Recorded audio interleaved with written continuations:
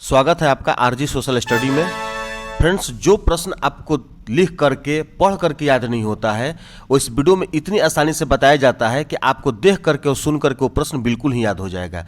और हम ऑब्जेक्टिव प्रश्न का बिल्कुल सभी चैप्टर और साथ साथ सब्जेक्टिव यानी कि सभी विषय के सब्जेक्टिव इस चैनल पर उपलब्ध हैं। इसलिए ऑब्जेक्टिव के साथ साथ सब्जेक्टिव की भी तैयारी कराई जाती है कि केवल एग्जाम में ऑब्जेक्टिव नहीं आता है, उसमें सब्जेक्टिव भी आता है। ऑब्जेक्टिव आपका 1 घंटे का होता है, इसके बाद जो भी घंटा बचता है वो सारे सब्जेक्टिव प्रश्न को जवाब देने में होता है। इसलिए ऑब्जेक्टिव के साथ साथ आपका सब्जेक्टिव भी तैयारी करना बहुत ही जरूरी है। तो चलिए फ्रेंड्स, आज हम जो वीडियो देखने जा रहे हैं, जो चैप्टर शुरू करने जा रहे हैं, जो सब्जेक्ट है वो हमारा बायोलॉजी है और पहला सेट है ये जैव प्रक्रम का।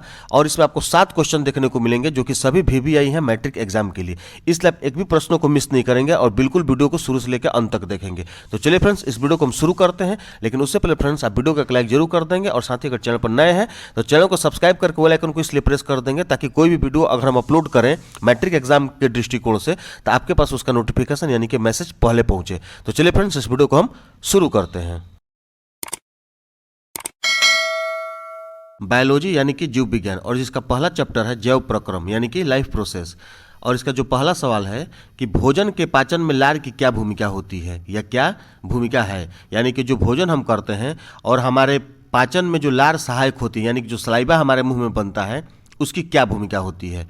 चलिए इसका हम जवाब जानते हैं। मानव के मुख में 3 जोड़ी लार ग्रंथियाँ होती हैं। इनमें उत्पन्न होने वाला रस लार कहलाता है। इस रस में पाए जाने वाला एंजाइम टाइलिन कहलाता है। यह एंजाइम भोजन में उपस्थित कार्बोहाइड्रेट को माल्टोज शर्करा में परिवर्तित करता है जो सरलता से आहार नाल के अन्य भागों में पचित होता है।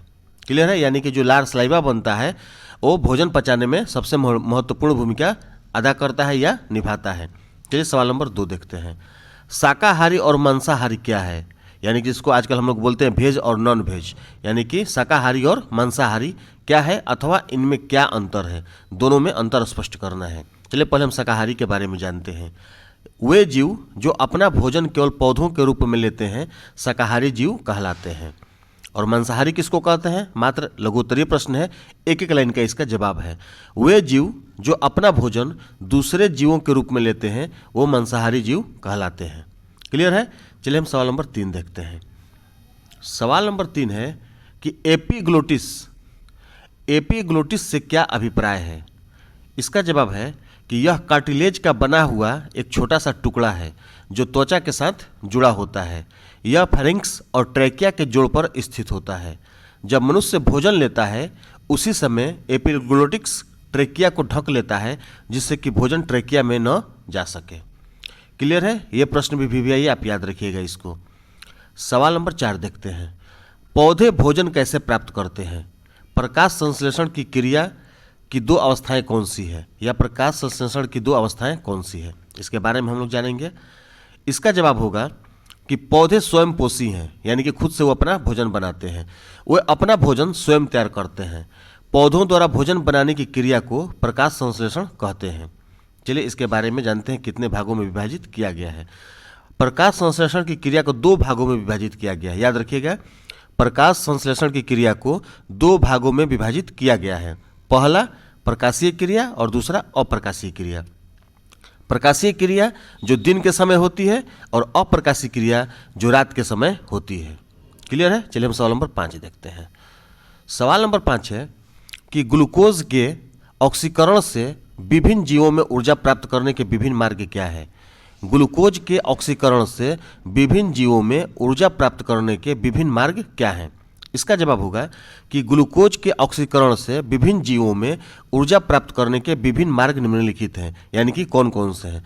पहला है वायवीय जीवों में और दूसरा अवायवीय जीवों में। तो पहले हम वायवीय जीवों के बारे में हम जान लेते हैं। चलिए पहले देखते हैं वायवीय जीवों में। वायवीय श्वसन द्वारा जिसमें ग्लूकोज ग्लाइकोलाइसिस से गुजर माइटोकॉन्ड्रिया में O2 यानी कि ऑक्सीजन की उपस्थिति में ऑक्सीकृत होकर CO2 H2O एवं ऊर्जा प्रदान करता है। दूसरा जानेंगे अवायवीय जीवों में। देखिए अवायवीय जीवों में इसमें ग्लूकोज कोशिका द्रव्य में ग्लाइकोलाइसिस प्रक्रिया से गुजरकर पायरुविक अम्ल एवं ऊर्जा में बदल जाता है फिर यह अम्ल इथाइल एल्कोहल एवं CO2 यानी कार्बन डाइऑक्साइड उदाहरण के लिए ईस्ट में अथवा लैक्टिक अम्ल एवं ऊर्जा में उदाहरण के लिए जंतु पेशी में टूट जाता है। क्लियर हो गया कि ग्लूकोज के ऑक्सीकरण से विभिन्न जीवों में ऊर्जा प्राप्त करने के विभिन्न मार्ग कौन कौन से हैं। पहला है वायवीय मार्ग जो कि वायवीय जीवों में, और दूसरा अवायवीय जीवों में। क्लियर है। चलिए हम सवाल नंबर 6 देखते हैं।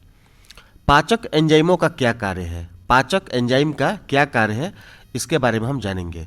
पाचक एंजाइम का कार्य भोजन के अवयवों जैसे कार्बोहाइड्रेट, प्रोटीन एवं वसा को पचाना अर्थात इनको संगठनात्मक इकाइयों में तोड़ना है जिससे कि इनका आसानी से अवशोषण हो सके।